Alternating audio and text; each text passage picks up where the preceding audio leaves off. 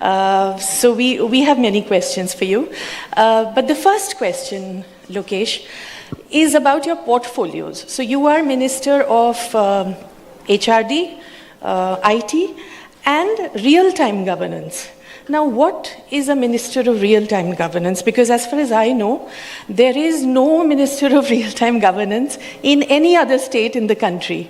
So what does it mean to be a Minister of Real-Time Governance? And does it have anything to do with the fact that you have sort of changed the ease of doing business mantra to speed of doing business? So tell us about it. Thank you very much for having me here. So that's a very interesting portfolio. What we've done in Andhra is we have started collecting data sets from across different ministries and integrating it to a single data lake where decisions can be taken in a meaningful manner. So what that means is that in true spirit, we deliver on the promise of speed of doing business. And now our Chief Minister, Mr. Naidu, has taken it one step further where he said that it's ease of living, because the intersection of a citizen and government has always had a lot of friction. And the idea is how can you use technology to eliminate that friction. So what we've been able to do as an example, I'll share with you, is bring each and every government service onto a single WhatsApp number. So first we've done that. Almost 1,000 services are today available to my citizens. So whenever a citizen would WhatsApp me on, boss, I've had this problem, I said, you don't have to visit an office. Just go to that number, send a message, your issue will be resolved. You need certificates or anything. Everything is now digitized and delivered on their mobile phone. So that's one example. So that's how real-time governance is playing a lot more important role in integrating all the ministries, all the data sets, to go about delivering effective governance. So, invisible government, effective governance. That's our motto. So of your three portfolios, what takes up the most of your time? Honestly, everything takes up a lot of time, but what I'm very passionate about is education. Apart from the fact that I love kids, I truly believe that real change can happen in education. And as a nation, I believe that we don't have enough of focus on government schools, on government universities. And I believe whatever change we want to see in society should start from education. I'll give you a very simple example of it. We all talk about gender parity. When I became the minister, I asked this question to my department. I said, first grade, second grade textbooks have household chore photos. Interestingly, all the pictures have women doing that. I said, if that's what you're teaching the child, if that's the stereotyping you're doing, then what's the change we're going to bring when they're in college or when they come to work? So we did that change. We made 50-50. We said household chores, 50% men, 50% women. It might seem very trivial or simple, but please understand the power. Value-based education. We have one Mr. Chaganti Koteshwara Garu, who's known, and individually he's done a lot of sessions talking to citizens, bringing in a value-based system. So with his help, we got books written, books done. And we are getting him to go to all schools and universities and talk about value-based education. And he said a very interesting statement when I was in one of his sessions. He said, don't do anything in your life that you can't tell your mother. Just use this simple thumb rule. You're a successful citizen. Very simple but very powerful. So these are little things that we are actually doing in the education system, and of course a lot more, but I believe real change can happen in Bharat if we fix our education system, and that's been my passionate portfolio. So I jokingly say I have Bharat portfolio and I have India portfolio. My Bharat portfolio is education, my India portfolio is IT, electronics and attracting investments. So since you talked of education, yesterday was the NEET retest. Now this was, an issue that touched not just students but entire families. It's an issue that doesn't just touch, the preparation that children make for one exam, but it also impinges on their entire future, their idea of the future. Whether they look at the future with anxiety or they look at the future with trust.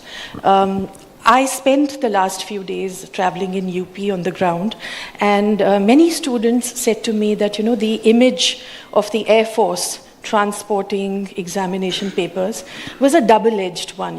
On the one hand, it could be reassuring, but on the other hand, it's an indictment of a system which needs the Air Force to transport exam papers.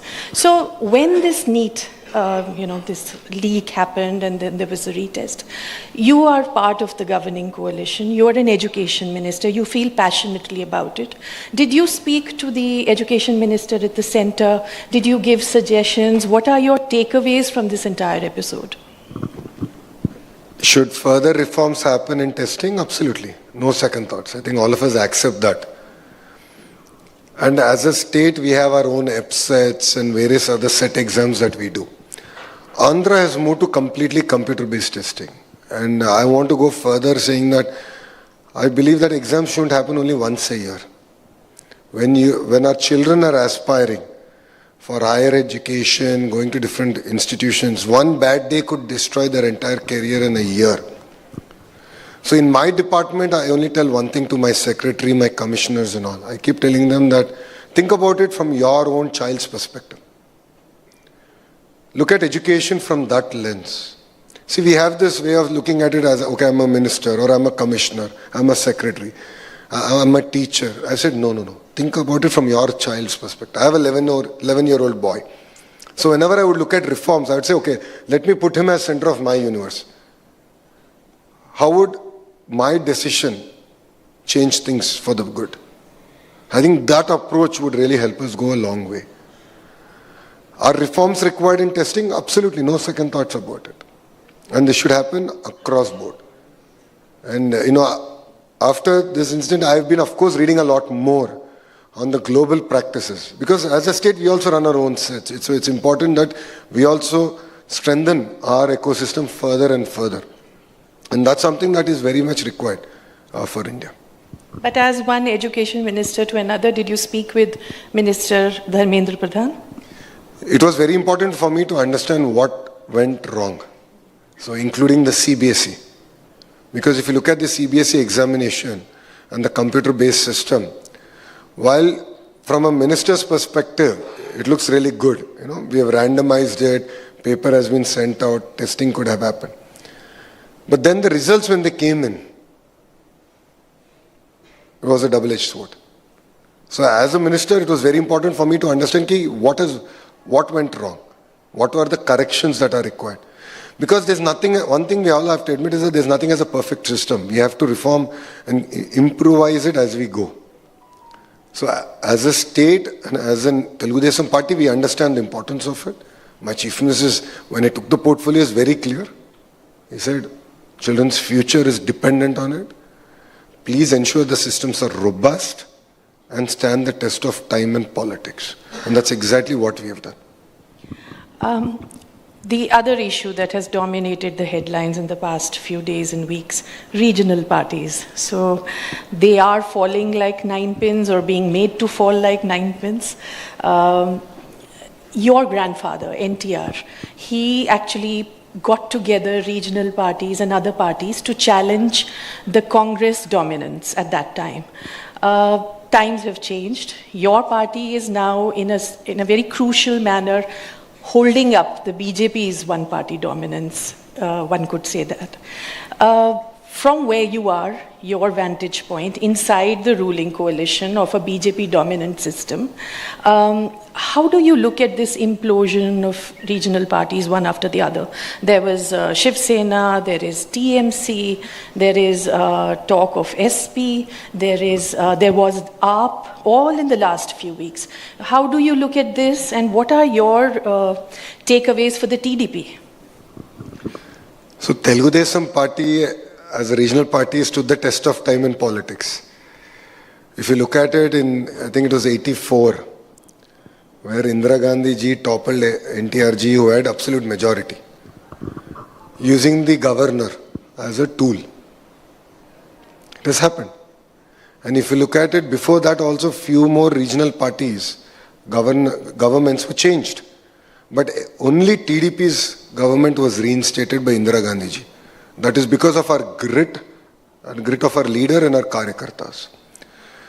Now, when I look at what's happening around me, I think the message is loud and clear that we should stand for our ideology as a regional party. We should stand for our karyakartas as a regional party. And we have to double down on it. So parties that have lost their ideology because of winning elections and coming to power multiple times have faced challenges. Whilst Telugu Desam party, though has won elections, has lost elections, has always stood strong. It's also a fact that few of our MPs in the last cycle left us. But we fought, we stood by people. And that is how, as a regional party, we have come so far. Even after 44 years, we continue to stand strong. And our support to NDA, this is a question that you also raised, has always been unconditional. Because our leader, Naiduji, and Telugu Desam party fundamentally believes that India needs stable leadership. Well, if you look at what's happened in UK today, if you look at the number of prime ministers that got changed in the last decade, today the world is looking at India to provide greater stability. And we need a leadership that's going to provide it. Are reforms coming? Absolutely. And states that are willing to perform are benefiting from those reforms. So our support to NDA, so we walked back into NDA in 2024 unconditionally. There were no conditions. And we continue to support NDA unconditionally. However, on policies, do we have an opinion? Absolutely. But our opinion will be voiced inside a room, within the four walls. We have done this. On the Waqf bill, we have raised our opinion. We sent it to JPC. There was greater consultation. And our opinions, some of them which we felt were critical, were incorporated. And then it came back for voting. Even delimitation bill. When I got the copy of the bill, I remember so clear that we worked through the midnight. We checked all the legal positions. And I sent a status note to my leader, Mr. Naidu ji, I think at 2 in the morning. So that first thing he wakes up at 4:30, he'll see my WhatsApp message. So my note was ready because I was in the field. He read it. And then we escalated it. We spoke about it with an NDA. So we have an opinion, absolutely. Do we protect the interests of our, Telugu people? Absolutely, no second thoughts. That's what we stand for. But we will voice our opinion in the four walls. Within the four walls. So you say you voice opinion in the four walls. Now the four walls of that coalition arrangement have changed from the time that your father lent outside support to the Vajpayee government. Now with you have two ministers in the Modi government. But the difference is that in that government there were coordination mechanisms. They were institutionalized, the to and fro with allies. There were allies in charge of committees, at the head of committees. Today, no such thing exists. Today, the interaction is leader-centric. It is not collegial the way it was. It is one-on-one with parties. So, don't you think that puts regional allies like you and even JDU and others at a disadvantage? I absolutely disagree with that narrative. Because whenever we wanted to voice an opinion on any subject, the doors are always open. Whenever we wanted reforms to come in certain sectors, which is in the interest of the state, and of course, Andhra gets the first mover advantage, our opinion was always heard. And things were changed when we were able to sell. See, end of the day, as a regional party, it's important that I might have a vision. It's important also I go and sell that vision to leaders who matter, who take this decision. So I'll give you an example. Our conversation with Google started about before the shoveling 13 months back. And they wanted certain corrections in permanent establishment, taxation. And Naidu ji went and spoke to Modi ji very clearly and said, this is what we think we should do. He said, absolutely. And then it was his office that led those reforms. So honestly, I as a regional party, I truly believe that our voice is being heard.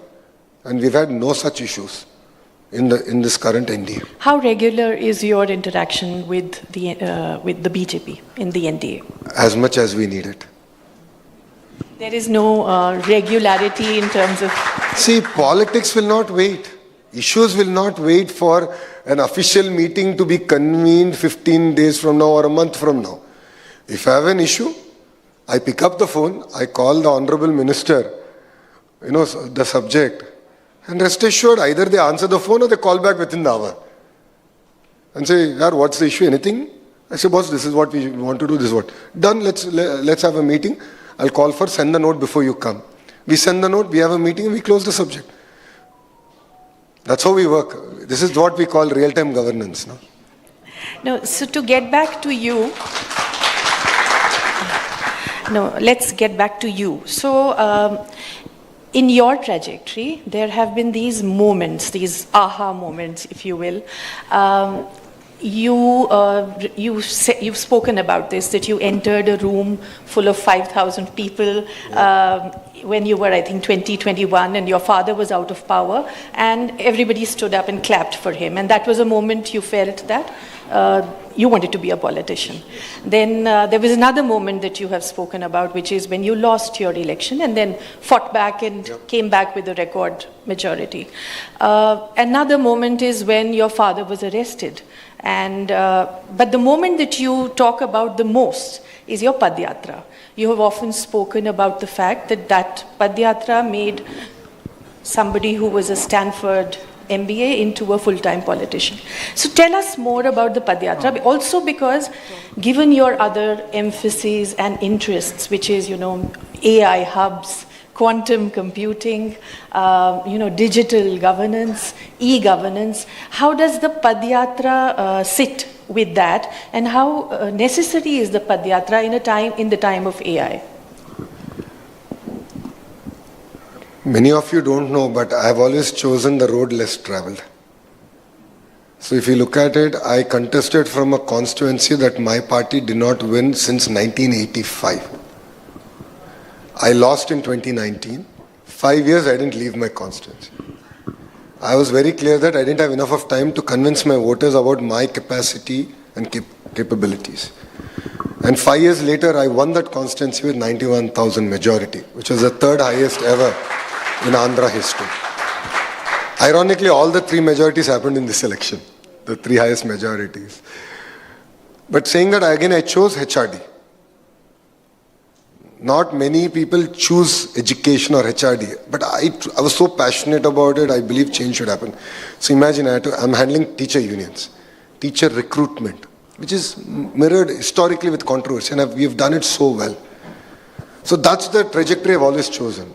And Padyatra, I truly believe, was very important for me to understand Bharat. So when, in the previous term also of Mr. Naidu's, in his third cabinet, I was a minister. So when an MLA would come and explain to me about a certain issue, my ability to connect with that issue would be limited. But post the Padyatra, because I walked in his constituency, I heard the people, I spent 2-3 nights there, my ability to relate to that issue 100% exists. A lot more. So as I keep saying, Stanford MBA was fantastic for business, Padyatra was great for politics. Because I got to know. The IQ bit I got from Stanford, the EQ bit I got from Padyatra. So it was very important to connect. And that's when I realized that if an issue comes to me via WhatsApp or any other mechanism, that means the issue has already boiled over, is my theory. So the pace at which I need to respond should be much, much, much faster. So this is what my Padyatra taught me. And, politics is a very interesting space. When you're in power, you tend to get carried away. And that happens with everyone. So for me, Padyatra, I have a coffee table book. Thanks to my wife Brahmini, who really curated it and put it together. I actually go back to it. And I whenever I get time... The coffee table book is on the Padyatra. On the Padyatra. I have a coffee table book. And only way you get it is if I give it to you. You can't get it anywhere else. It's not up for sale, FI. But I reflected. It's a very emotional thing for me, because that's how I reflect back.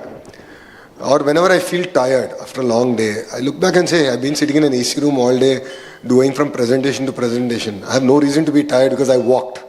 There were days when I walked 24 kilometers in Andhra heat, which is quite grueling. But I did it, and it created that sense of connection. And that's where I believe, I reflect back on my Padyatra. When I take my decisions, I look back on my Padyatra. And I continue to talk about my Padyatra.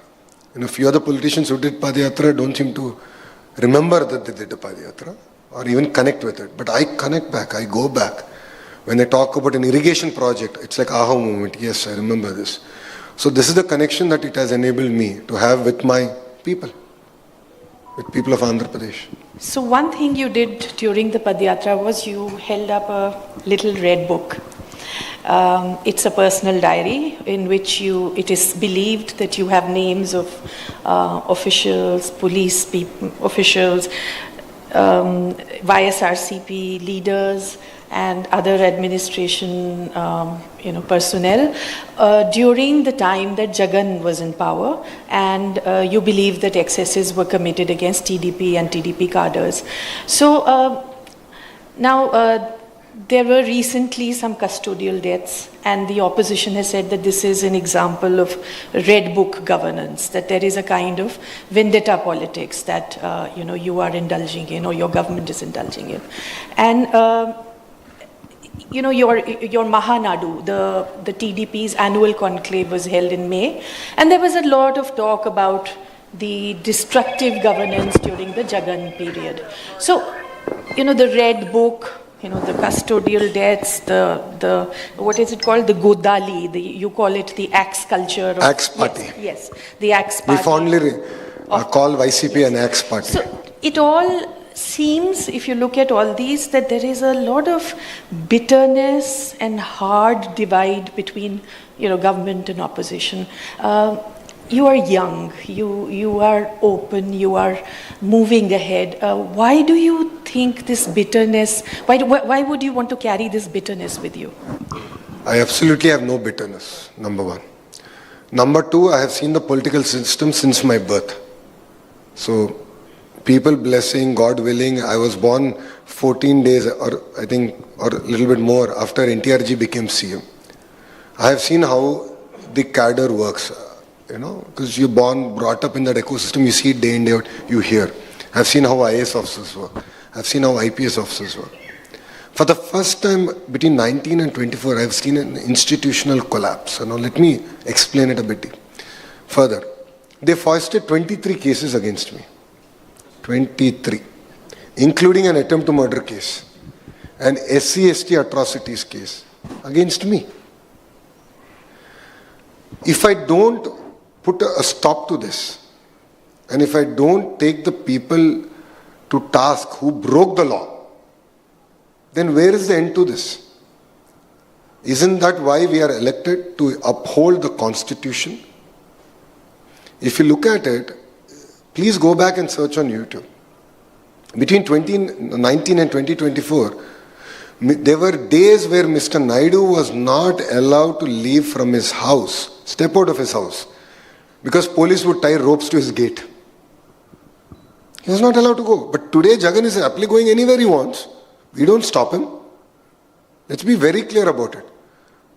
The fundamental rights that the Constitution of India provides is being upheld by the NDA government, no second thoughts about it, number one. Number two, was there a custodial death? Yes, there was. It's a fact. It's known. What have we done? We have taken action. There's a murder case foisted. We have put a murder case against the person who's done it. And he's going to face the music of the law. Did Jagan do the same thing when he was in power? No.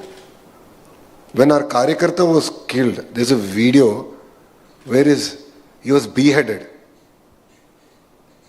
No action. When Dalits were killed, no action. So if I correct that, how is it wrong? That's something someone needs to explain to me. Did I talk about the Red Book? Absolutely. In every public meeting I would hold up and explain to people that people who broke the law will be brought to justice. If I really believe in vendetta politics, would Jagan be outside? But we don't believe in it. Mr. Naidu never believes in it. Telugu Desam party, historically, and we are not a new political establishment. We've been around now for 44 years. We've never done it. This is not something we don't stand for. But people who committed a crime, who broke the law, will have to face the music by law. And it's nothing personal from me. You're the face of your state's investment push, and you've had major successes. You know, you brought Google. It has committed, I think, its largest tranche outside the US. But there are questions, there are controversies, there are questions about land acquisition, about environmental concerns, because, you know, all these data centers, the amount of energy and water that they will require. There are concerns that environmental clearances have been given in haste, or that the state is giving too many subsidies to these companies. So how would you address those questions? If you look at it, data is the new oil and data centers are the new refineries. The quicker we accept it, the closer we'll be to reality. See, all our phones are now powered by data centers. So do you stop using them? And now let's talk about a few numbers. 3,000 TMC. Just keep this in mind. 3,000 TMC of water from Godavari goes into the sea every year. 3,000 TMC is more than the annual consumption of water in Brazil. More than in Vietnam. 6 gigawatt of data center capacity that we want to build in Andhra would require about 1.5 to 2 TMC. 1.5 to 2 TMC. So what's the context? I'll give you one more fact. A thermal power plant, 1 gigawatt thermal power plant consumes 7 times more water than a 1 gigawatt data center. But everyone sees power as a necessity, so it's okay. So where are these coming from? If you look at it, we believe as a nation, we have one nation, one grid that enables us to wheel our renewable energy across the state. Today, Andhra Pradesh has solar, wind, pump storage, hydro projects. That's what makes us very different. So there's so much of renewable energy that I can give the data centers. Why not? And the kind of jobs that it will create. So the question I get asked is, will data centers alone create jobs? I believe data centers are the catalyst that create jobs. For me, it is not merely about attracting the data centers alone. I am getting everyone involved in the ecosystem come to Andhra Pradesh. I'll give you one interesting company, Carrier Air Conditioning, set up a shop in Andhra Pradesh just because so much of data center investment is happening, because they need all the air conditioning for the data centers. A simple number. Power electronics, server, the blade servers, the racks, the whole 9 yards. That is what we have built. We are building the entire ecosystem that will create jobs. Now coming to incentives, as a state, should I compete with other states? Absolutely. Otherwise, if we don't create jobs, what are we even discussing as a nation? The single task with which we are working in Andhra Pradesh is creating jobs. You believe we did things in haste? I call it speed of doing business. If a steel project gets stuck in a neighboring state for decades and I'm able to close it in 17 months, will you call it haste or will you call it speed of doing business? If AMCA, Advanced Combat Aircraft, Multi-Combat Aircraft of India, which is going to now get tendered out and soon it will get manufactured in Andhra Pradesh, we got it done in 37 days. 37 days. Raksha Mantri say first letter to 600 acres being allocated to Government of India at zero cost. We didn't even take a penny. We did it. Raksha Mantri came, laid foundation. Will you call it haste or speed of doing business? I call it speed of doing business. This is the way we work in Andhra. There are few partners, friends here who are from, who have made investments in Andhra. Please ask them at the speed at which we are working. We have to create jobs. Am I giving incentives? Absolutely. I call it the first mover advantage. Early bird incentive. And am I going to reduce incentives as I go? Absolutely. But then, if I'm going to say I will not give incentive, I will not give land, I won't give power, I won't give water, then how will I create jobs, boss? I'll give you an example of this. There is a policy called lift policy in Andhra Pradesh. So this is where top tier Fortune 500 companies, if they want to set up their GCC, will be given land at 99 paise. You heard me right, 99 paise. That one policy, I got cognizant. TCS, Infosys, IBM. Few more are going to come soon. My theory is very simple. Okay, I can mark that land value to the market and say it's going to cost X amount of money. So you pay me that money. Versus me giving it at 99%, pushing them to finish their campus, create the jobs. Those jobs that they're going to create, the economic impact that they're going to create, the tax that they're going to give to the state, they're going to repay my entire land price every year. So for all the businessmen here, my IRR on that investment is 100%. But you need leaders to take that bold decision. Otherwise, how will India move? Someone has to explain this to me otherwise. If we get so protective and we are not willing to put our neck out and say, this is what India needs, this is the kind of change we need to do. We did it, we got it done. And I had to fight for the policy. Even my chief minister didn't believe in that policy. I, as an IT minister, had to fight. Then I realized that I'm doing single batting. So I started looking at my other ministers saying, boss, thoda support dena yaar. Luxury. 30 minutes, imagine in a cabinet meeting. And Mr. Naidu is not exactly an easy chief minister to work with. 30 minutes he was bombarding me with questions. And I stood my ground. I said, no, I believe in this policy. I said, give me one chance. You've been pushing me on one side. Give me a catalyst that will make that change. And I believe this is the catalyst. We got the policy. And the beauty is, it was challenged via a bill. And the court did not even accept it. Because they said, what's wrong?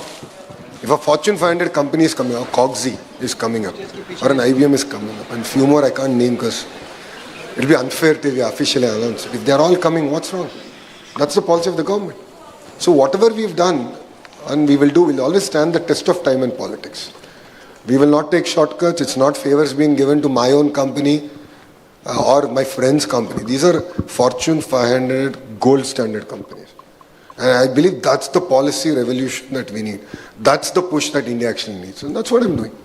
You spoke of competition between states. So between Andhra and Karnataka, it's been particularly edgy. There was the case of a recent CEO, I think, tweeting about the traffic jams and the potholes in Bangalore.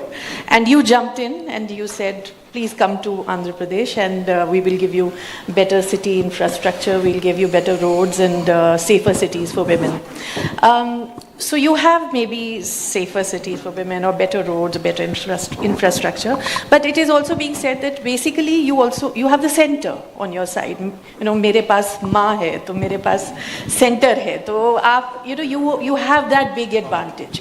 And how it could pan out for other states like Karnataka, which does not have the center's help, is that it could deepen a skew, the industrial skew between states, and that there would be some states that would be left out and others that have the center on their side which would take advantage of that.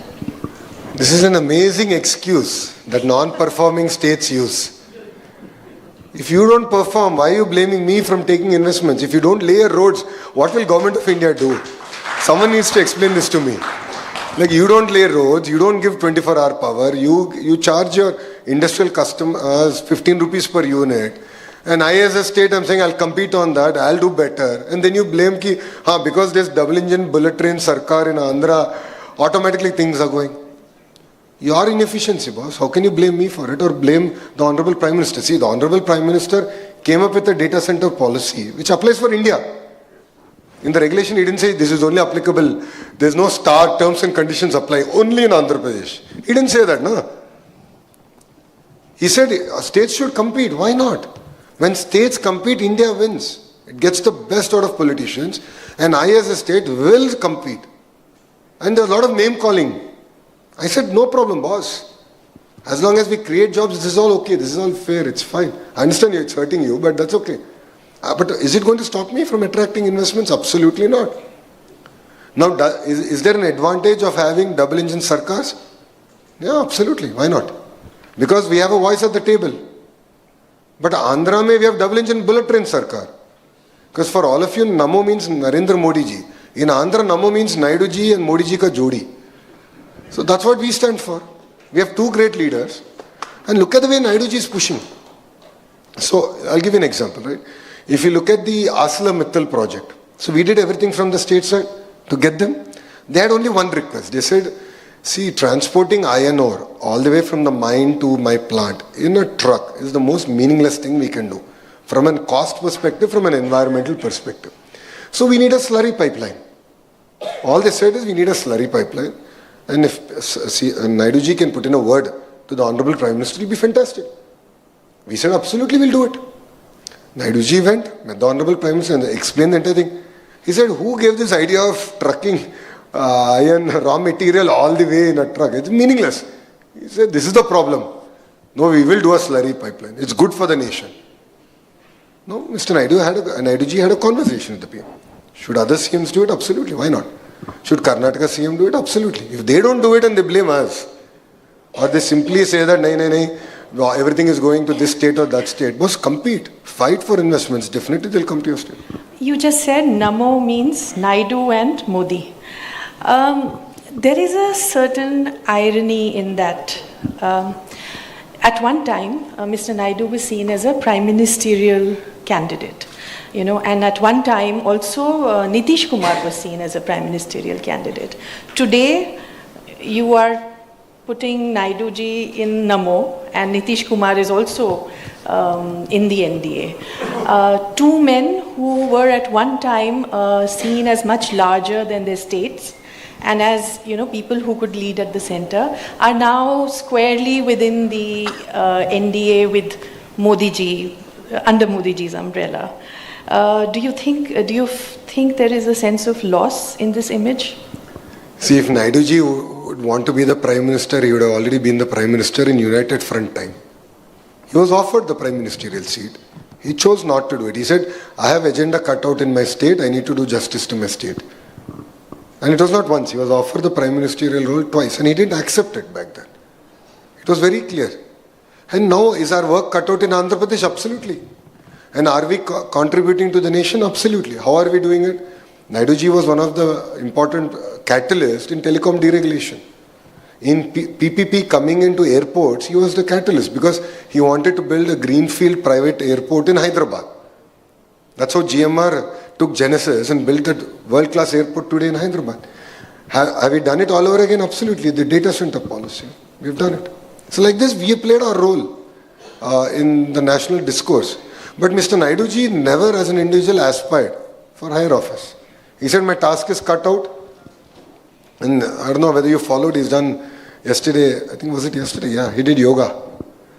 And my team said, oh boy, he has another, at least 4 terms ahead of him though. Like, look at his flexibility.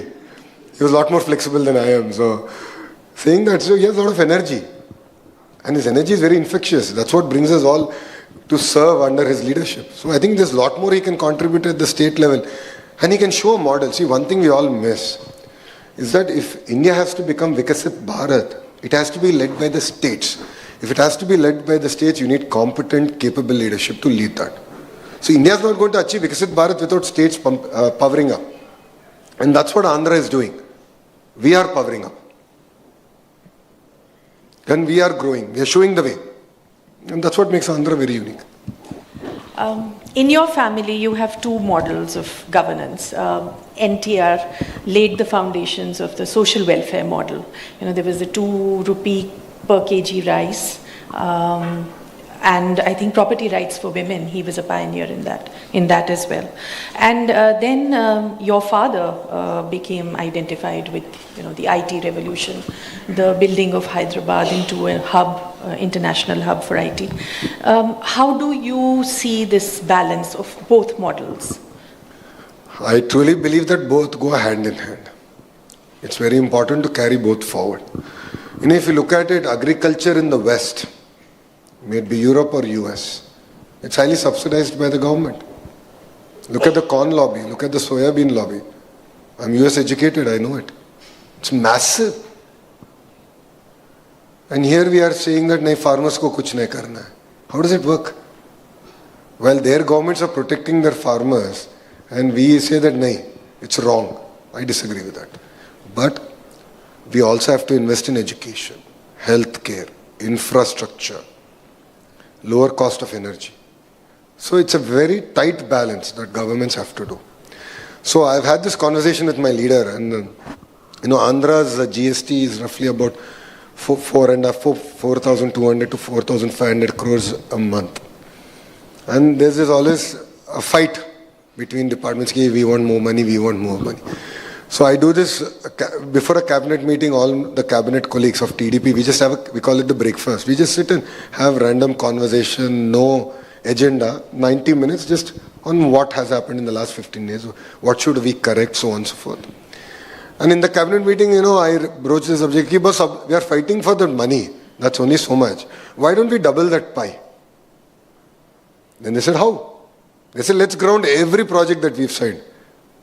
Every project. So now I'm actively tracking 800 projects, which are medium to large. 800 projects. 25 business houses actually get a WhatsApp message from me either end of day Saturday or Sunday morning. Okay, these are your projects in Andhra, this is the status, and I believe you guys are slow in A, B, C, D, E. I tell them, because your team is going behind schedule. Because I said if I ground these projects, simply the amount of economic activity these projects will create, my GST will double. Simple logic. Is it important to do it? Absolutely. And do I need to take care of my farmers? Absolutely. No second thoughts. I can't just leave them high and dry. But I need to come up with innovative models. So for example, in farming, we grow commodities that is more required for India as a market. So there will be surplus. And that's where prices crash. We need to go commodities that are required for the global market. We need to get global best practices.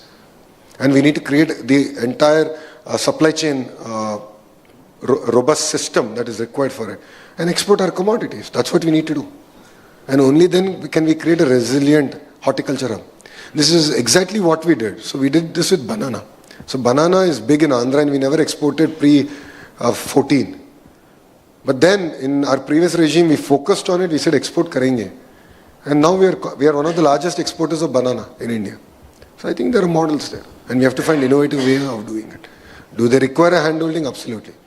See, we have to accept the fact that there is still poverty in India.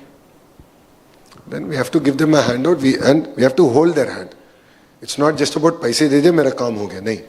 How do you pull them out of the cycle of poverty?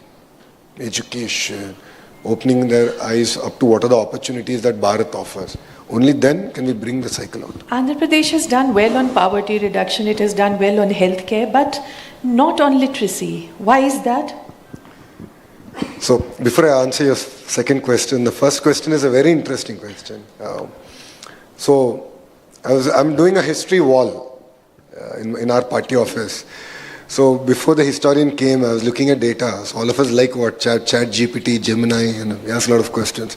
So I was comparing HDI and per capita income of Andhra and Bihar in pre-TDP, so pre-1983. All of you will be surprised to know that Andhra's per capita income was not more than 12 to 15% higher than Bihar in 1982. So it took one Telugu Desam party to transform Andhra Pradesh. And that is what has made us, made Andhra Pradesh what it is today. Coming to literacy, last 5 years, that is between 19 and 24, there was zero focus on enrollment. There was zero focus on adult literacy. All of you will be shocked. In 2024, when the report came out, 24 report which came in 25, Andhra had the lowest literacy rate, lower than Bihar. We took up a mission mode. I am running India's largest adult literacy campaign. Completely digitized. Because I love technology. Everything has an app in Andhra. We created an app. We tracked. We'll use data effectively. Real-time governance again comes back. Where results will come out soon. We are already in the mid-tier. And I promised to Dharmendra Pradhanji that by 27 end, Andhra will be 100% literate. 100%. So on a mission mode, we can do it and we will do it. And that is the power of data. On delimitation, so Chandrababu Naidu has actually supported the government on its proposal. The government is going to bring the bill again of increasing, doubling every state's share, maintaining the ratio. But Shashi Tharoor recently tweeted in response to your father's support to the bill, saying basically that, if your salary is 2 lakh and your driver's is 20,000, after a 50% increase for both, yours will be 3 lakh and your drivers will be 30,000. So the percentage or the proportional increase is the same, but aren't you going to be much better off than your driver after the increase? So how would you respond to those concerns that even with the same increase and keeping the same ratio, the southern states are going to be worse off than the northern states? And attached to that is your government has actually given incentives for having more children. That is also coming in this environment where there is a concern about population representation. But aren't you putting a burden, an unfair burden on families who find it even difficult to support 2 children, much less 3 and 4? So to your first question on delimitation, again, all of us have to just go back to Article 81. Article 81 clearly stipulates that the number of seats will not increase, and based on 2026 census, delimitation will happen. So what all of them did was grave injustice to South India, because the amendment was meant to safeguard the interests of South. So I don't know where this logic came. 2, we are now 1.5 billion people. Some of our assembly constituencies, like my own assembly constituency has close to 300,000 voters. So there is unevenness in the size of an electoral constituency. It was also Pranab Mukherjee ji, if I'm right, who actually said that India actually needs 1,000 MPs. Because to represent the voice of the electorate effectively, be available to them, respond to them. 1.5 billion people. Do we need delimitation? Absolutely. Now this question is proportional representation. We obviously don't have the electoral college route, which is also debatable. So you win the popular vote, but you don't win the electoral college vote, which happened. Trump versus President Trump versus Secretary Clinton election, this happened. So India has taken a parliamentary form, and as long as our humble view is that as long as proportional representation is maintained, I believe that the safeguards are there. Otherwise, Article 81 will kick in, Tamil Nadu, Kerala will lose 7 MP seats, Andhra will end up losing 3 MP seats. I think Telangana will end up losing 1 MP seat. And this will move to the most populous state, number 1. The second part of your question about, we call it demographic management, population management. We should not look India with one lens, and that's a mistake we always do. We look at the macro number and say everything, sab kuch acha hai, or we don't need to intervene. But if you look at it, the replacement rate in Tamil Nadu, if I'm right, is around 1.4. Andhra is about 1.53. So we are below the replacement rate. Replacement rate is 2.1. Is there a mechanism that we should take care of the children? Absolutely. We have done that. We have done it. We have a program called Talliki Vandanam. As long as the children are in school system, we give 13,000 rupees per child per year. It supports the family. And we've done that. As a government, we've done it. It's proven. It's robust. 1 cycle over, 2nd cycle in July. So Mr. Naidu, and this is not the first time Mr. Naidu has spoken about it. It was in 2018 that he said this problem is coming about, and we as a nation should be cognizant to it, and we have to create frameworks for it. So it had nothing to do with the political spectrum of delimitation. These were 2 independent decisions. It's just that they ended up getting bundled at the same time. And then it came about. So that's the view with which we are working as a state government. The social media ban that you are proposing, Andhra Pradesh the government is mulling legislation which will, I think, have a ban under 13, a social media ban for children under 13, and then some age-appropriate content between 13 and 16. How difficult or easy, how far gone are you in the planning of this kind of legislation? Because there will be problems. There will be problems that have to do with state boundaries. I mean, does this policy end at the state boundary where one state begins and the other ends? There will be problems of age verification. There will be problems of, the cooperation between intermediaries and platforms. So you are looking at models. Australia has already done it, others like France, UK, and Singapore, I think, Denmark, they are all in different stages of proposing this kind of policy. Where are you at right now, and what are your concerns? One, we have already held consultation with all the all the players, all the platform owners, and they've also made it very clear that children under the age of 13, according to their terms or conditions, as we might say, are not allowed. But of course, kids are exceptionally smart. They find ways of faking it and they'll get on the platform.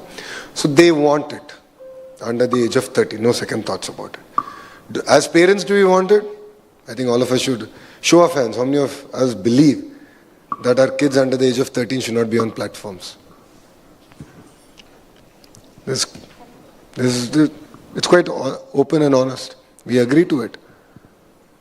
We need safeguards. Age-appropriate content is very, very important.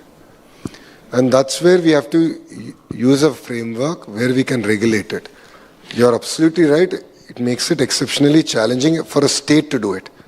Because you're right, there's boundaries, there's VPN, there's so on and so forth. This is where we're working with Ashwini Vaishnavji to figure out, can we do this at a national level? And this is the conversation I'm already having with him, and quite a detailed one. So I'm sure soon you should hear about this. So this will enable India to protect its children much better. I'll ask just one more question, then we can open it up to the audience. So Andhra Pradesh is the #1 state for international immigration.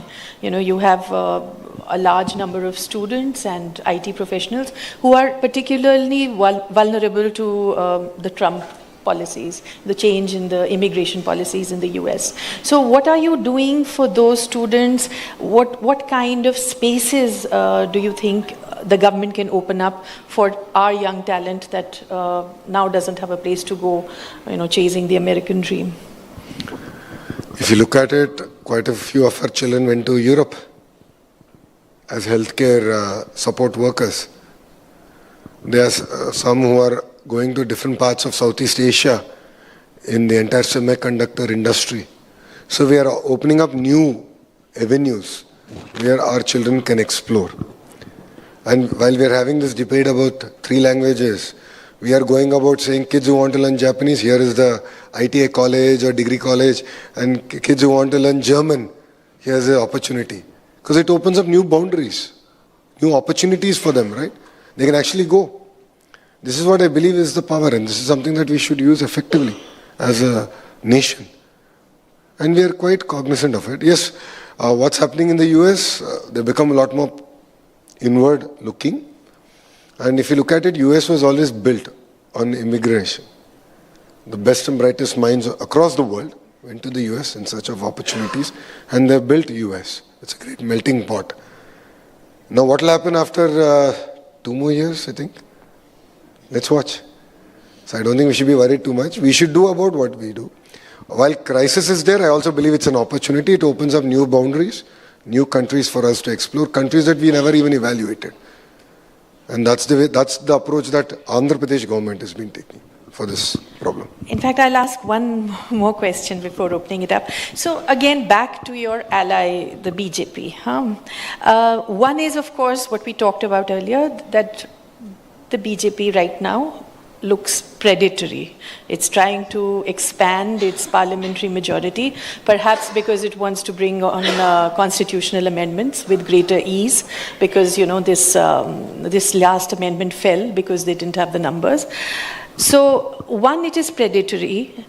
Two, it it has that one nation thesis, that one nation, one election, one nation, one tax, one nation, one grid, one nation, one, everything. Does that not strike some kind of apprehension in your heart, given that you are a regional party, part of a federal setup? And in the name of administrative efficiency, economic efficiency, there is a certain kind of an undermining of democracy and diversity in this one nation thesis?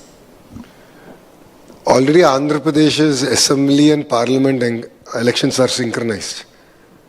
So we are already in the one nation, one election cycle. So it's already happened in Andhra. We are already there, number one. Number two, is GST good? Absolutely. These are reforms that India needs. Does it put greater power in the federal dispensation? Yes, it does. No second thoughts about it. I'm not denying it. But at the same time, Karnataka is getting its money. So is Tamil Nadu. Before government changed in West Bengal, they got money. Whatever was due to them from GST, they got their money. So it's not that if really a federal government wanted to hold back and say, "Yaar, 3 mahine I'll not give you money," then it would be the case. But they've never done that. And that's not the spirit. See, please understand that with all fairness, BJP also understands that these South Indian states are also part of India and Bharat. So this discourse about North versus South, this fight, I don't believe in it.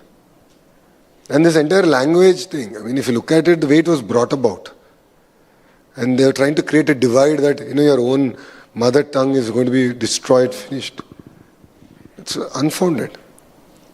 And parties that actually stood for it, look at what has happened today. So if we are a global economy, we are getting more and more integrated, we have to learn new languages, we have to build on that. That is important. So honestly, I don't see a challenge. The only challenge is that if we are complacent as a regional party, if we for 1 minute don't listen to the ground, then we're going to pay a price. As long as we are rooted, grounded, continue to understand the aspirations of the youth in Andhra Pradesh, Telugu Desam party will have absolutely no problem. We'll open it up to the audience questions, and after that, Anant will do his rapid fire with you. So first, Shyam Garu, please ask your question. Yeah, already I have a question. Shah mentioned value-based education. My question is cleared. Only one question. Mainly in AP, middle class families are suffering their children education. You have any ideology for that fear of middle class families? I'm sorry, what was the second part? I was not clear. Yeah, generally middle class families are suffering of their children's children education. So do you have any ideology for that families? You have? Ideology. Ideas. Okay. So my strong belief is that if you look at the Nordic countries, everyone sends their children to a government school. Right? Why are we not building that kind of an ecosystem? So if you look at it, I've always taken this bold statement. I've made this bold statement in the assembly that there will come a day when government schools, not all to start off, but at least some, will put, sorry, no admissions, school is full. And I had this weird problem in my own constituency the other day. So I've taken up a school and we have now systematically worked on improving. And we're doing this across state.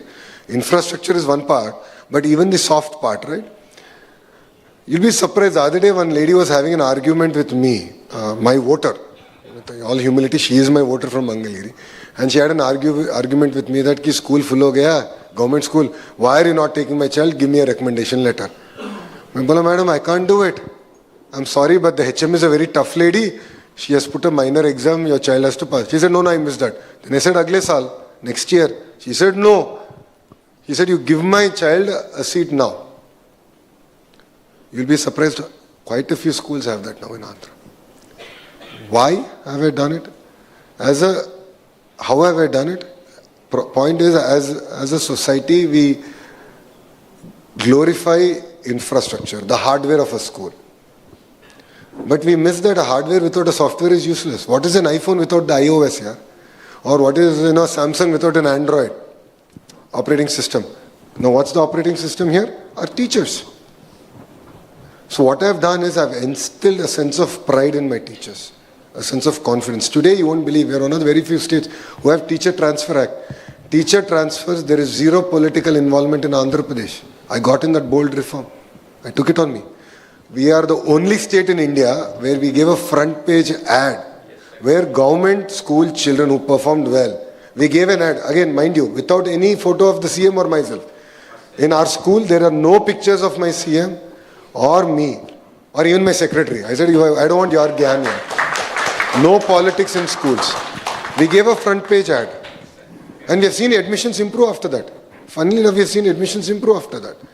And our children did a lot of programs, outreach programs to their own family, and we've done it. And that is the way. And that is very, very important for us to build as a state. So that is the way I look at education. It's very easy to simply say regulation is the solution for everything. But I honestly believe that governments are here to provide safeguards. And regulating everything is not the solution. So what has happened in the previous administration in my state is they started regulating, harassing higher education institutions. So what did that lead to? No one set up an university in 5 years of the previous government. 5 years. Today I'm proud to say BITS is putting up a quantum computing campus, a university in Amravati. We got it done. Like this, we are attracting world-class universities, ranging from Australia all the way to the US. You'll see a few more announcements happening. We need to bring in good quality institutions. We need to invest in research. That is very, very important. And it requires a lot of focus from us. Ananya Mukherjee. Hello. I wanted to ask you about higher education. What are the one or two big things that you're thinking, not only which universities are coming, but qualitatively, like you mentioned about school education, what is the focus? My focus on higher education is that we need to move into research. There's a lot more work needs to be done.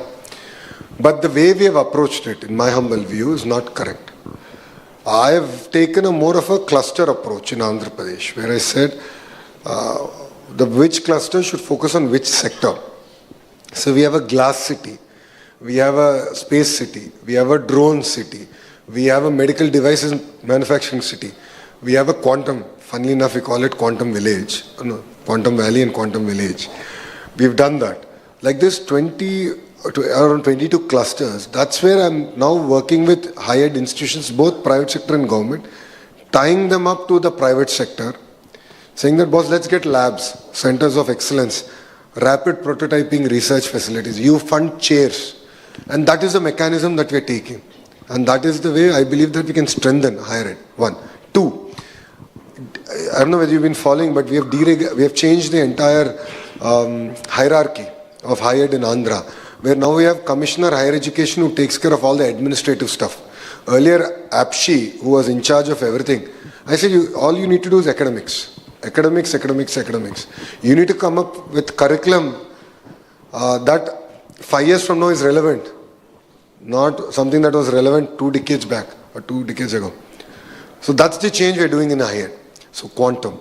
So we now have a minor in quantum as a state. We're doing a lot of work in AI, data, medical devices manufacturing. Material sciences is huge. So ArcelorMittal, as they're doing a plant, I spoke to Aditya. And Aditya, I said, boss, you have to do a materials, advanced materials university. And now, if you're following the news, we're doing the entire beach sand mining that's opening up with the rare earth minerals. Now, when I was in Russia recently and I worked with a few institutions there to come and do the entire research in our government university called Andhra University. We're now working on that. So tying the higher ed, both government, private sector, to the industry and what the industry really needs and where the government sees the next opportunities are is very, very critical. And that's the tight integration we're doing. And I'm also mandating a lot of things like facial recognition, B.Ed colleges. higher institutions. I said, as a state, we have fee reimbursement as a model. If I am paying for my children's education, I have right to know if they're coming or not. I think that's a very simple thing that I'm asking. So we're bringing about bold changes there. And if I'm right, we are the first and only state to have, again, thanks to RTG, to create an entire data set where I track a child progression from Anganwadi to lifelong learning. And I know who is dropping, at which point, and what is the intervention to be done, including predicting potential dropouts. So you're using technology to predict dropouts based on their family, socioeconomic status, so on and so forth, so that we ensure that no child is left behind. I understand there might be pressures. I understand. See, honestly, I never did well with the Indian testing system, but I did exceptionally well in the American system.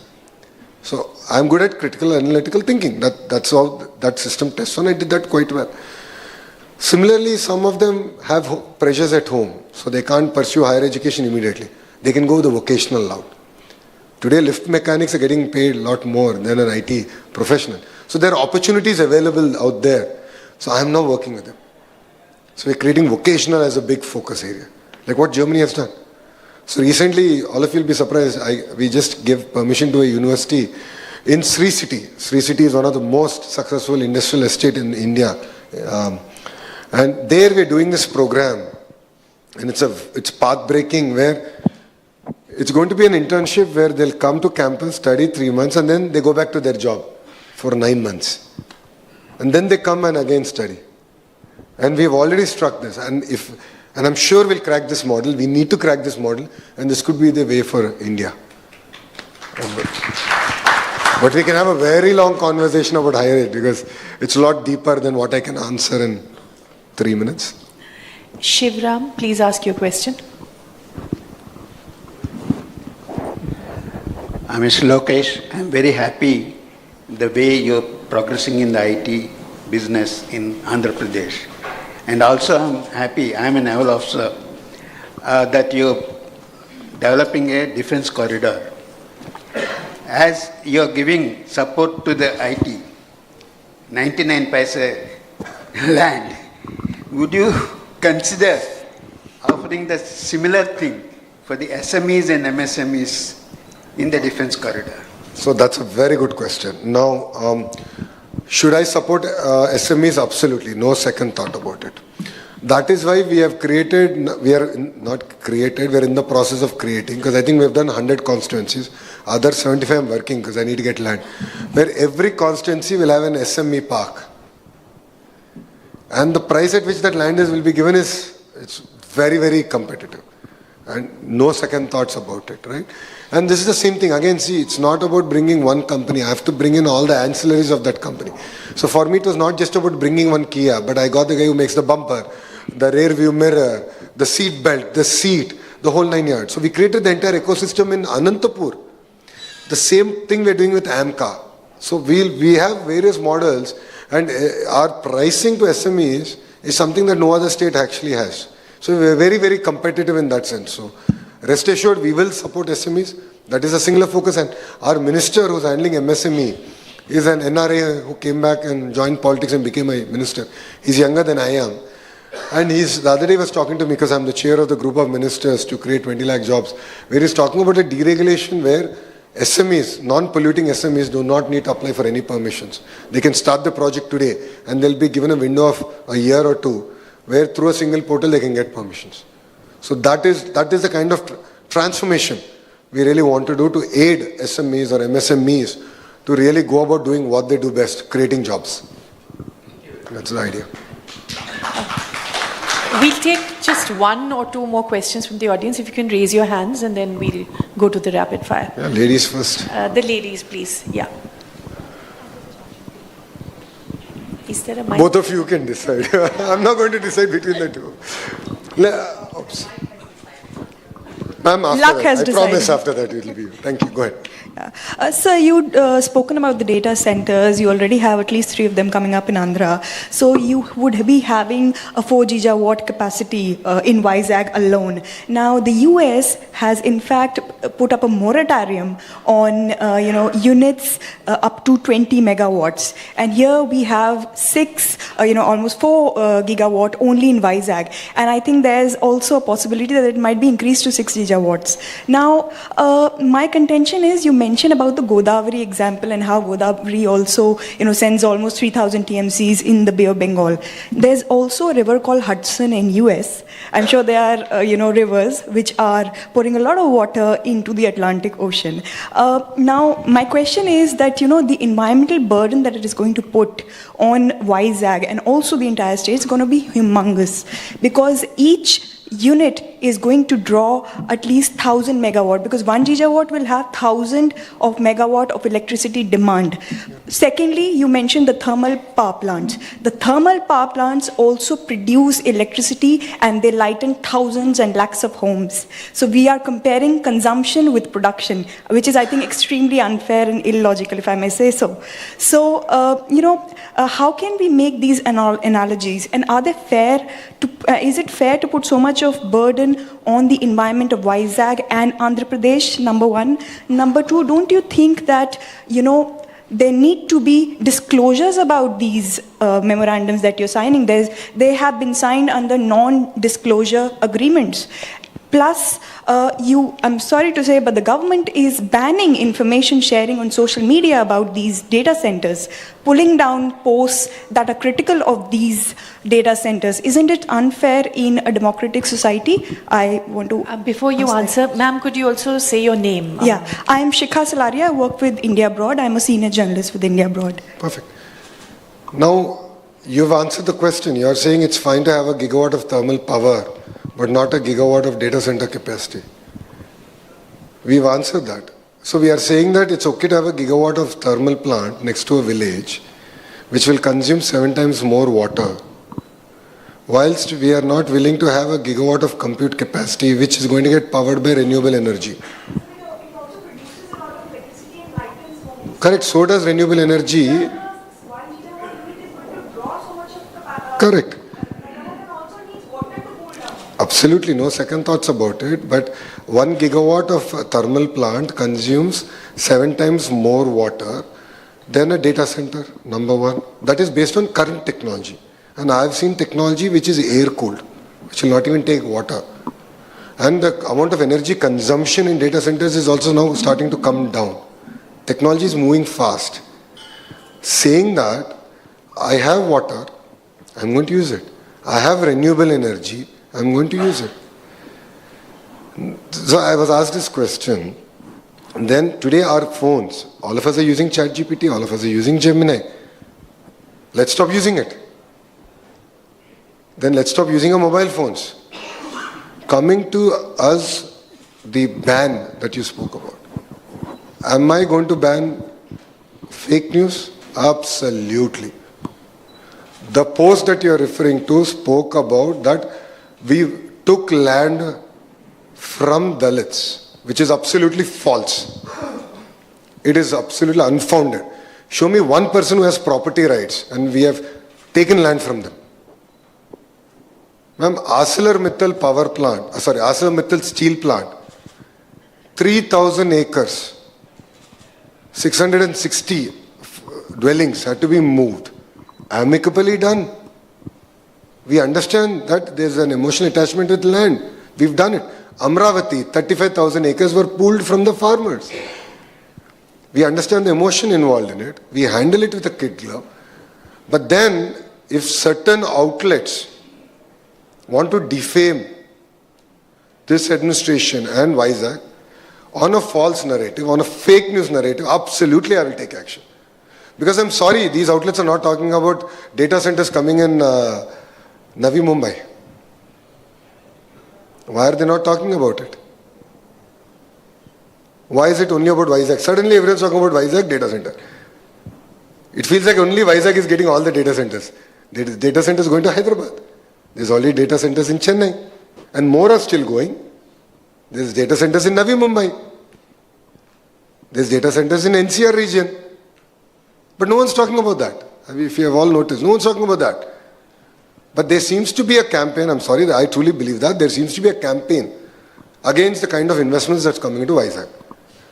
Ma'am, if there is one farmer who has land right, and if you believe that we have not done justice to it, please bring it to my attention, I will do it. No second thoughts. We are that open as a state.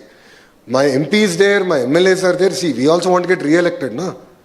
End of the day, we want to get re-elected. Why will I go take land from a farmer just like that? Right? He's one vote lost, no? But will I allow fake narratives to go? Absolutely not. Why should I allow fake narratives? I have a right to say that this is fake. This is not right. If some people are going to promote violence on social media, do I have right to take action? Absolutely. If they're going to build fake narratives like this, I've taken. No, there are more videos. In fact, go back to Instagram. There are videos where young kids, some 10, 15 kids, who are talking about what they believe are the environmental impact that these data centers might have. Have those videos been removed? Absolutely not. Please look. We have not touched. They have right to express their opinion. This is India. We have Constitution of India. They have right to express their opinion.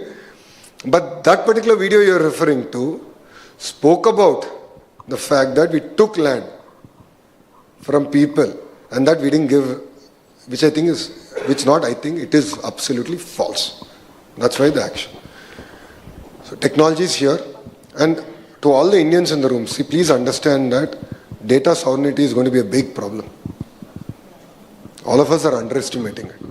There are AI companies who are forced by their governments not to give their AI models to the rest of the world. It is a huge competitive advantage that is getting built. They are going to become growth engines for those countries.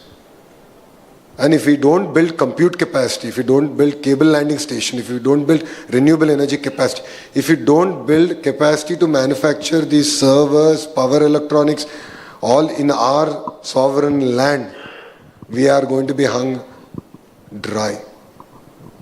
One fine morning, if a country says, no ChatGPT to India, no Gemini to India, imagine the competitive advantage that nation will have, and where will we be? This is something that our Prime Minister is very cognizant about, our Ashwini Vaishnav ji is very cognizant about, of course my Chief Minister is very cognizant about. And our policy is 6 gigawatts. We will do 6. That's it. My CM is also very clear. 6 and not a megawatt more or megawatt less. Because we believe that is the sweet spot for our state. Now, am I getting renewable energy? Absolutely. I have solar, wind, pump storage projects. I'm going to wheel that energy. One nation, one grid. US does not have one nation, one grid. So that's how we are very different. So it's very unfair to compare an American system to an Indian system. They are powering all those data centers using gas turbines. And that's what is creating all this mess. Whilst I'm bringing all the renewable energy, which is otherwise getting sold at 50 paise, 30 paise on the grid. I'm bringing that, putting battery energy storage, doing pump storage projects. That's what makes Andhra Pradesh very different. Yeah, the lady here. Yeah. You mentioned job creation. I would be interested in knowing this job creation, whether it is in the unorganized sector or it is in the highly specialized sectors or whether it is in the startups. That is one. Secondly, one was, maybe 5 years, 7 years, or could be longer.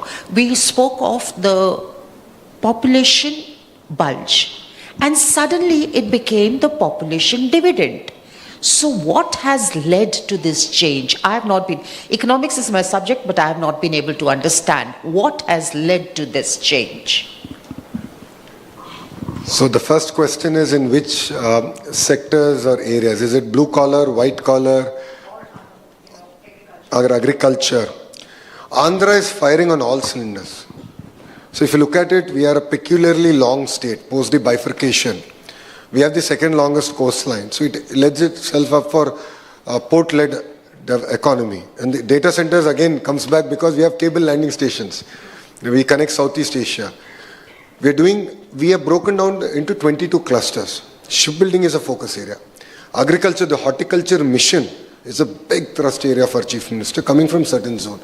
Aqua is another. Sustainable aqua is another thrust area for us. Saying that, I'm doing also quantum. So what we are doing in Andhra is across sectors, number one. Number two, I'm not as learned as you are, ma'am, but I look at India from three different lenses, and this has been a discussion happening, where we should not look India as one lens. We have an India which has per capita income equal to Mexico or higher, which is about 100 million population. Then you have about 200 million population, about 300 million population is very aspirational, more like a per capita income of Vietnam. But then you have 1 billion people who are under $1,000 per capita income. So that's the challenge. That's the real challenge for India. So what we've done as a state is that we've used different data sets and we said, okay, these are the families that require support. And that is the P4 mission that we're taking about, which is people, public, private partnership, where they have support the people who are less fortunate. Because all said and done, all the billionaires of India have achieved that because of the support of 1.5 billion Indians. If not for our data consumption or mobile consumption, Jio wouldn't be what it is today. So Mukesh Bhai understands it totally and he's a great supporter of this. It is not a simple dole out. We are not here to write checks and say, boss, paise de de, kaam ho gaya. No. Hand holding. See, what happens is when people are in a cycle of poverty, they need a mechanism to be pulled out of poverty. And this happens. If you look at certain groups, right, they stop education in 10th grade and all of them become auto mechanics. Because why are you doing this? My brother did it. Or my father did it. That's all they know. So pulling them out of that cycle and saying that, nahi yaar, there's vocational, there's higher ed, padhao. These are the sectors, these are the opportunities, linking them up, really pulls them out of that cycle of poverty, and that is what we're doing in Andhra. Now, is there a problem of 1 billion people under a per capita income of $1,000? Absolutely. And there are certain states which are contributing more to that lower per capita income, some states less. But we all need to work together. And only when we create jobs is we can come out of this problem.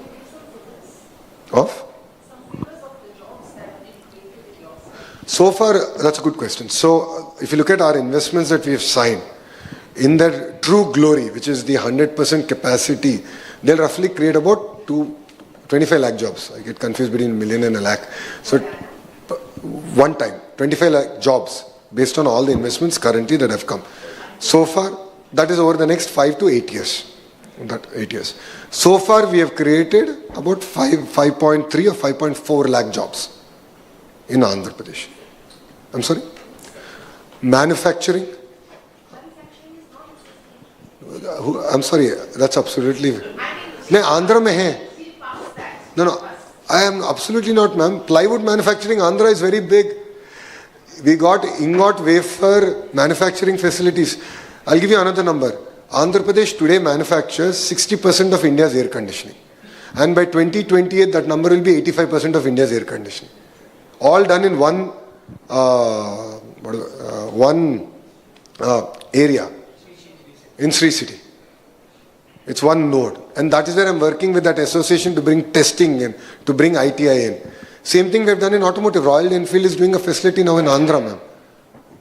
Cognizant, again, we're talking about manufacturing. Now let's talk about the other side. Right? Cognizant is already created. Today only, I think yesterday or today I got a message from their leadership. 3,000 jobs done, Vizag.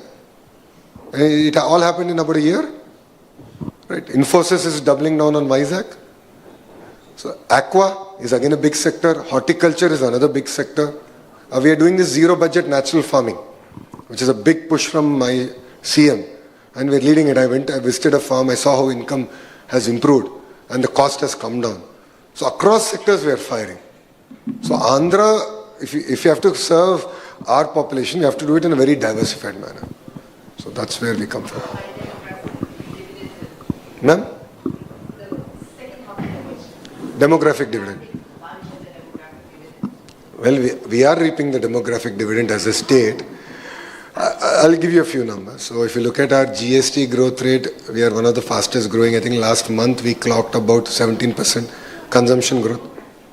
That's where it comes from. So demographic dividend is about how many jobs I create, How can I create opportunities for the youngsters and them contributing back to the nation? This is a cycle, right? That's what I've understood.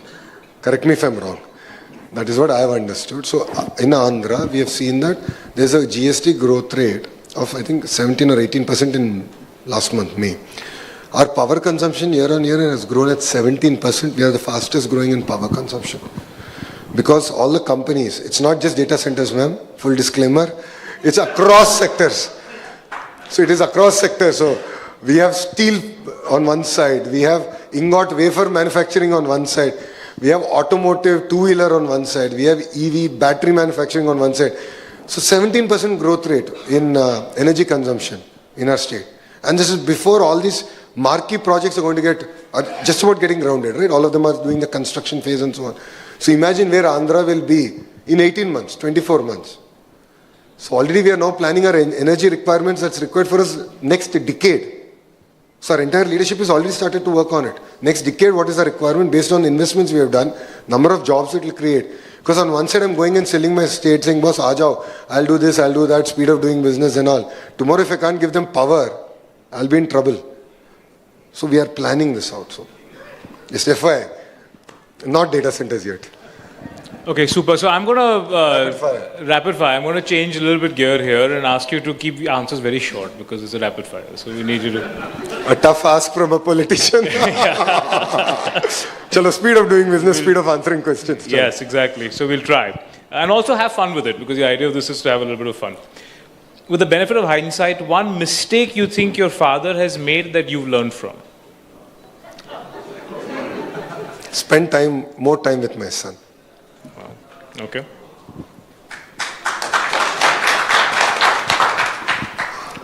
As a young dad, I appreciate that answer, I must say. Thank you. I always attend my son's parent-teacher meeting. Fantastic, fantastic. It's a rule for me. Fantastic. Okay, one political heir of your generation, which I think I should say our generation, that you think has played his or her cards right. Very politically loaded question.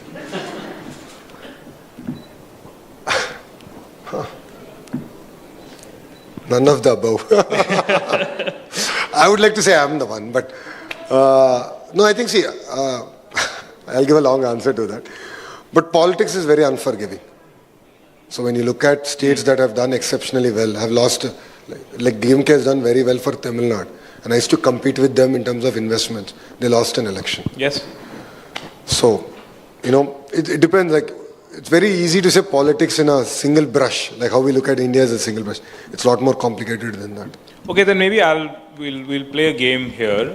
One political lesson you'd like to offer or you'd like to learn from the following people, and I'll name them. First one I'll start with is Udayanidhi Stalin. Always be closing. Okay. Okay. Hemanta Sarma. Ooh, very difficult to compete with. Very aggressive, very humble, hyper energy. So I would love to get some little bit of energy from him. Okay. C. Joseph Vijay. It's hardly been few months since the government is formed. But still, he did something quite spectacular. So, his ability to capture the imagination of youth through social media. is there anything common you think between Tamil Nadu, Sri Lanka, Nepal, Bangladesh? Absolutely. It's important to understand the aspirations of the youth. I think that's very, very important. It's very important to not take it for granted. So if you look at it as a Telugu Desam party, I don't know whether I shared the number, 50% of our legislatures are first-timers. Okay. 17 out of 25 ministers are first-timers. We have the youngest parliamentary party. Our MP, who is now Mocha, Minister of Civil Aviation, is the youngest cabinet minister ever in Indian history. Right. We have the fourth youngest MP in Rajya Sabha now. So we believe that the youth, when they are represented well, will be able to represent the voice of the various generations that are there. Okay. Prashant Kishore. Very interesting model. He's done very well in advising all political parties, including myself, but has not seen electoral success yet in his own way. One lesson you've learned from him, or you want to give him, either way. lesson I've learned from him is don't take elections for granted till the last vote is polled. Advice I would give him, good question. Keep at it. Okay. Keep at it. Okay. I've done it for 5 years. It might take a little bit longer, but if you believe in something, you can achieve it. Fantastic. Okay. Nitish Kumar's son, Nishant Kumar. Boss, I don't know him. Honestly, I've never met him. I don't know him, so. But you read the situation he's in right now. What would you advise him? But I have to meet the person before I can analyze the person. I think it will be very unfair to pass a judgment on an individual that I've never met. Okay. Because what comes on social media and what gets written is deceiving. I'm an example of it. Yeah. I was the second most trolled person in India. Second most? Trolled person. Trolled person. After Rahul Gandhi ji. I was the second most trolled person. A lot of people misunderstood me. My own voters misunderstood me. But 5 years later, things are very different. So I think it's very unfair to pass a judgment on a person who I've never met. Have you met Rahul Gandhi? No. Any advice for him? Any lesson you learned from him? Well, everyone's laughing in the audience. See, one thing I appreciate is that he walked. As doing a Padayatra, I know the kind of impact it has on a politician. My advice, well, he's a national party, I'm a regional party, and he's good 10 years older than I am or more, if I'm right, is that your learnings have to be imbibed. You can't just walk and forget. So because that's what I learned. So, I shared. I go back to my Padayatra book. Whenever I'm conflicted, I reflect. There's great lessons in your Padayatra. So never forget that. Okay, fantastic. Abhishek Banerjee. Well, he's having a tough time. He's facing his own sets of challenges. Defeat is never easy on a regional party. What I have learned from what's happening in TMC, I believe that we should not steer away from your core ideology, what you stand for as a political party. Now, even if you look at AAP, right, it started by standing for the Aam Aadmi. But then came the extravagant spend on the chief minister's residence with public money. If he earned it and spent it, no problem, boss. Public money. So when you deviate from your ideology, it's very difficult to survive. You can never take your electorate for granted. And where did TMC deviate according to you? Where did they deviate in their... Ideology kya tha? I don't know what the ideology was. That's my question. Right. So 15 years in power, we get complacent. We don't understand what's happening in the field, right? It's very important. See, again, it's very easy for me to sit on this side of the table and lecture them. It's very easy and very unfair. But what at least I've heard and what I've read, because see, I didn't do that. I was not on ground zero understanding West Bengal. Andhra, you ask me, I can explain. But West Bengal, I've not been on the ground. So, but whatever little I've understood is that we should never take the electorate for granted. What about your party members? Because that's what is happening, I think, both with Aditya Thackeray and Abhishek Banerjee, right? There is a certain feeling that the party members are being taken for granted and they are moving out. So how does, I know you touched on that a little bit, but is there a lesson? Absolutely. I think, one, it's not, for me, what is happening with TMC or with few other regionals, I'm not based on that. So when, for me, in my Padayatra, I was asked this question by my Karyakarta saying that, the guy who works and the guy who doesn't work are treated the same. So tell me how you're going to change it. So you'll be surprised. I have now a whole full-fledged ERP for a political party. I have the Zoho for political parties now. Probably I should actually license it and make some money for the party. I now have an app where my Karyakartas who do any work can post and there's a mechanism to track. Okay. So where it's not just about giving money, but them coming and meeting me. Or me going to their house and having a meal with them. Or me calling them to party office, the top 20 performers, and having a meal together makes a lot of difference. And that's exactly what we are doing. So never take your Karyakarta for granted. Super. Okay. Coming back to little short answers here. RSS 100 years made a lot of news a few months ago. What is the one thing you think will change and one thing you think will remain the same in the RSS for the next 100 years? nation first will remain. If you look at, so a lot of people, I believe, misunderstand the institution. I have spent reasonable time mapping out the institution, because if you have to understand an institution, you need to understand the various arms of the institution and what does the institution stand for. I have mapped it out. I won't say 100% understanding, but reasonable understanding of the institution. And I believe that they'll continue to play a very important role in building this great nation. What do you think will change? Will anything change? As an institution, I think they continue to reform themselves, bring in newer charters, newer things to do based on how India is going to transform. So that's something they're ever evolving as an institution. So there's not going to be one thing, I believe. The one thing young politicians should learn from Donald Trump.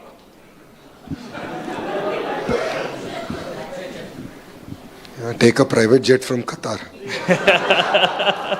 Then have government spend public money and paint it and take it back after you lose an election or after you deem it office. I think one thing you can definitely learn is to create a sense of pride in your nation. If you can at least appeal to that voter base. Is there anything you're nervous that young politicians are learning from Trump or they're trying to emulate from Trump? I don't think any young Indian politician is trying to learn or emulate from Trump. I think all of us are trying to steer our mothership away from that dialogue and be happy with what we're doing. Okay, wonderful. Okay, I'll end with two questions. One, something that I saw when I was into 2024, I drove across 4 states with a few group of friends looking at the elections. And the one thing that I saw in Andhra, and the buzz was, most expensive state to fight an election. I mean, the buzz was 100 crores that MLAs would have to muster up for constituency. And there's inflation in almost every state to fight elections. But is this something that you've thought about? Does it concern you? Is it real? Is it true? And how does one, is there one thing that at the third generation political now, do you see this election financing, the inflation rate of election financing, do you see that ever stopping? Do you see that ever? Are elections expensive? Absolutely. And this is a phenomenon globally. Mm-hmm. If you look at US presidential elections or even Senate, cost per election has been going up. But there it goes up for advertisement, door-to-door outreach, and so on and so forth. So Indian system works very differently. Is reform required? Absolutely. As a third generation politician, at times even I get disillusioned, what is this? What are we in it for? You work 5 years, you serve, and then there's this ask that ends up coming. Then what is the point of what we're doing? I was a believer, and I don't know whether I'm right or wrong, that large denominations should be removed. And if you look at this, this is something that even my leader, Mr. Naidu, has been saying since 2012-13, that we should not have large denomination. But there's counter view that you'll have to start giving gold ornaments soon. But saying that, I think it's also important that the electorate also matures. It is not fun for anyone here. If the electorate is mature enough to understand who is right and who is wrong, if they're able to differentiate between this and say no, mat dena mere ko, I don't need it. That's really utopian. But then why are you holding politicians to higher standard and not the electorate to higher standard? So you have one benchmark for the politician, the other benchmark for the electorate. Is that fair? It's not fun for anyone. It's not at all. And I told you, as a third generation politician, it's shocking what's happening, right? So it is important that we have to have this conversation. I think we need to take this conversation to the grassroots. And change has to start somewhere. We can't just say, we'll sit here and have this conversation in Delhi. We should have this conversation in our gully. We should bring about this transformation. We need to talk about it. And this is a conversation I have with my MPs and my MLAs, and we keep discussing. Okay. Of course, we are yet to find a solution. Yeah. And when we do, I'll share it with you. Okay, last question. I live in an island called South Bombay, which doesn't really interact much with other parts of the world, doesn't know other parts of the world exist. But the one story that keeps coming to people in South Bombay that I want to ask you about is about a meeting that apparently happened with your father, a corporate leader, a former vice president. And this story keeps coming up. So I want to give you a chance to kind of respond to it. Do you know about the story I'm talking about? Was there this meeting? What happened in the meeting? Is it a fiction or somebody's imagination? So I don't know why the story keeps repeating again and again and again. And it's always that TDP has to prove itself that yes, we are in India.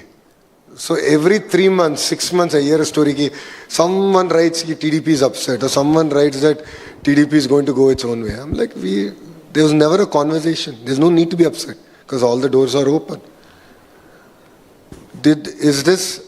Was there a rumor? Absolutely. And I went to the Prime Minister. I met Modi ji. Because in that rumor, Lokesh was also evidently there. Okay. And I told him the context in which I met the person and the conversations I've had with that person. And the Honorable Prime Minister laughed and said, one, no one told me. Two, if anyone tells me, I'll of course check. And of course, he has all the investigative agencies that India can offer. He will check. He said, I'll call you. I'll make you sit in that chair and I'll ask you that question. But just because this rumor came doesn't mean you stop meeting people. He said, you're a politician, go meet everyone. Even in Congress. It's important you meet. If you're a politician, how will you otherwise get feedback? So I was very frank. That is a frankness with which we're able to have a conversation in this NDA dispensation. I mean, with all fairness, I am a state cabinet minister. Yeah. Modi Saab is our Prime Minister. He doesn't need to give me any time. But when I asked time and said, boss, I need to clarify this particular thing. He gave me time, 30 minutes. I sat in his house and I clarified the position. And he was absolutely clear about it. See, our support to our Prime Minister is unconditional, will continue to be unconditional because we believe he's the right leader, right place, right time. India needs political stability. India needs strong leadership to take us forward. He is reforming. He's working exceptionally hard to reform the various central regulations which will help states like Andhra Pradesh to lead and grow faster and create jobs and reap the demographic dividend. So that is my agenda. So with that, it's a rumor. But the rumor was two people, former VP and a corporate leader. Was it only, because you mentioned one, so was it only one person? Was it both? Or? I only met one person during that time. So I clarified. It's very important. If you're an honest ally with this dispensation, or any dispensation, I believe it's important to have a frank conversation. And to be fair, the Honorable Prime Minister has always given time when asked, and he's willing to have a very frank conversation. He's guided me on many questions that I've had, including data centers. And he's also guided me when I went and had this conversation regarding this rumor. It is absolutely a rumor. But there was a coincidence in me meeting and this rumor coming out, timing, coincidence. I was very honest. And I loved the honesty he had. And he was very clear, boss, you're a politician, meet more people. Go there, you have to meet everyone. And after that, I've been meeting pretty much everyone. Wonderful. Wonderful. Thank you so much for your candidness. Thank you so much for your time. What a great conversation. It's always so refreshing to hear young politicians, and I know it's almost a cliche to say that, but it's always nice, especially, in a sense, we're both third generation, and it's just nice to see the energy and just the candidness. Thank you. Well, together we should make Bharat proud. Absolutely. It's a lot of work. Thank you. Jai Hind. Thank you. Please remain seated. I now invite Raj Kamal Jha, Chief Editor, The Indian Express, to present a memento. I request everyone to please remain seated. This illustration is by Shyam Prasad. Please pull in my cheeks a little, yeah. I worked very hard to pull this in.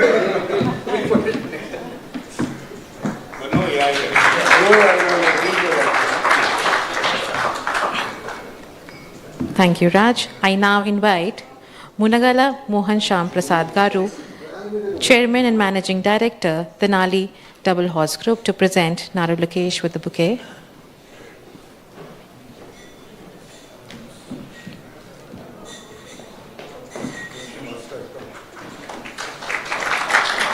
Thank you, sir.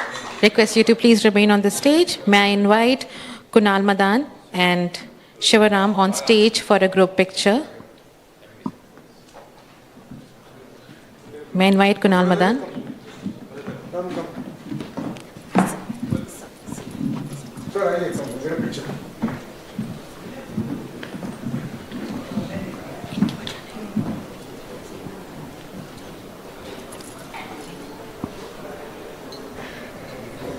Thank you, everyone.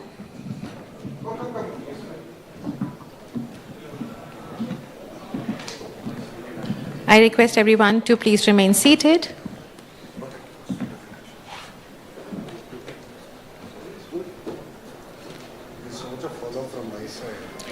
So as we conclude, I would like to thank our partners, presenting partner, the Nali Double Horse Group, celebration partner, Radico Khaitan, associate partner, Anant Technologies, hospitality partner, Le Meridian.